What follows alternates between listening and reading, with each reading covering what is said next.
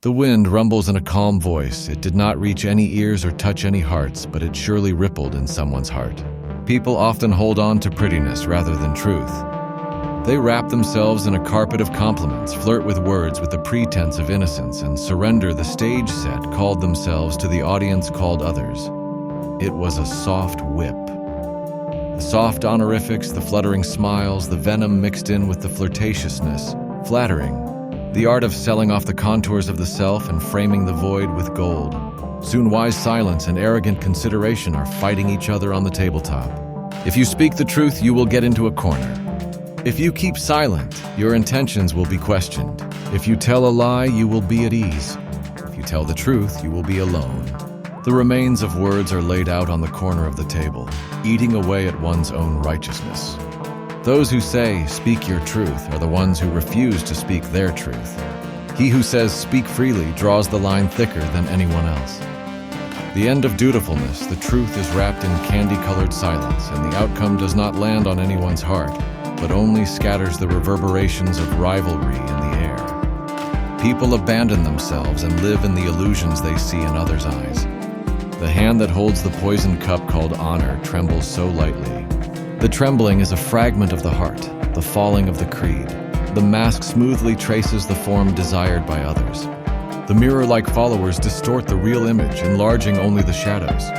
Words dance skillfully and play a melody contrary to what is in the heart, but the tune is sucked into the void and only scatters the corpses of meaning. Days are spent adorning the empty throne with borrowed prestige. Their souls are worn out, their words lose their weight, and they become empty instruments that only reverberate. The perversion of the world that withers its own roots in an attempt to bask in the sunlight of others' approval. The paved road of flattery leads to a wilderness of self-absence, and then came the denouement. The applause ceases and a cold wind blows across the stage. The relationship that was supposed to have been built is a tower on the sand, and the expected reward is a mirage. What they got was an empty shell in the name of others' evaluation. In a deep fog, we cannot even remember who we are. The peace and tranquility that we once longed for has become a faded idol, standing there as if mocking us.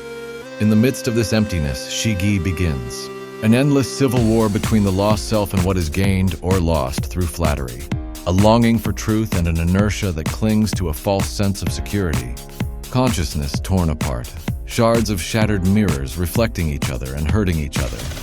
The inner voice is hoarse and the outer mask is afraid to come off. This conflict is the ironic harvest of the seeds we have sown. The contradiction between burning oneself in the sun, called the gaze of others, and seeking the true self from the ashes of the sun. The loss of self at the end of pandering, the inner dissonance echoing in the wreckage, is the tragedy of existence or a faint prelude to rebirth. In reflection, the very act of flattery itself is already an expression of inner she. Wearing a mask of pretense, one offers oneself in the mirror reflected in the eyes of the other. The wind speaks of a symphony of praise and defiance. One moment of warmth and comfort turns into a frozen spark of confrontation in the next. Between the pretense and sincerity of this world, words waver in the meaning of existence. As passion and indifference, entwined in layers, play an eternal round dance, we search for our own identity, exchanging countless masks. After each shimmering moment, there is always a cruel consequence. Shadow and light fighting each other symbolize the conflict that lurks within us. Sycophancy, the step that appears to be lighthearted, is in fact nothing more than a veneer to hide the wear and tear on our souls. It is the gesture of a clown who stretches out his shadow to serve the halo of others.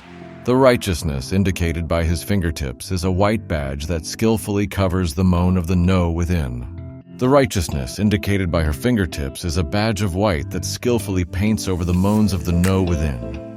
She manipulates a thread of flirtation and weaves a temporary peace of mind, but its threads are fragile and dyed with the dye of self-delusion. Chasing after the mirage of approval, the thirst in our souls is not quenched but only increased like a slurp of salt water. When they turn to the mirror, they see a borrowed smile. Behind it, the original face is crying, or perhaps it has become a mere skeleton and even the expression on its face has been forgotten. Time is full, or just full of the stench of decay.